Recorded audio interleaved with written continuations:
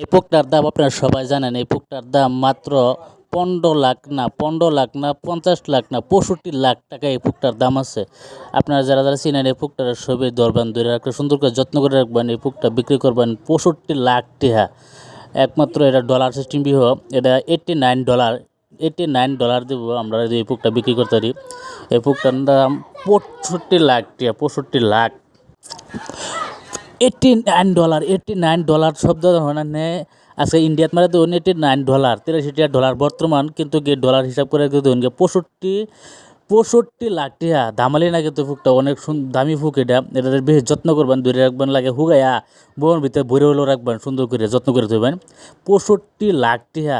এটার মধ্যে আরেকটা ফুক আছে, এটা 75 লাখ, 75 লাখ মানে ৭৫ লাখ টাকা। এই ফুকটা রমেনের দেখা দেয়। এই ফুকটা দুই পাই। এই ফুকটা আমি ধরতারছি না, আমার বহুত সাহস হচ্ছে না আমার। এই ফুকটা মানে কামড় দিয়ে মারে বললে আমি শুনছি, মানে অনেক কামড় মারে, কামড় মানে বলে এটা বিষাক্ত ফুক একটা। এটা তো মেডিসিন তৈরি করে।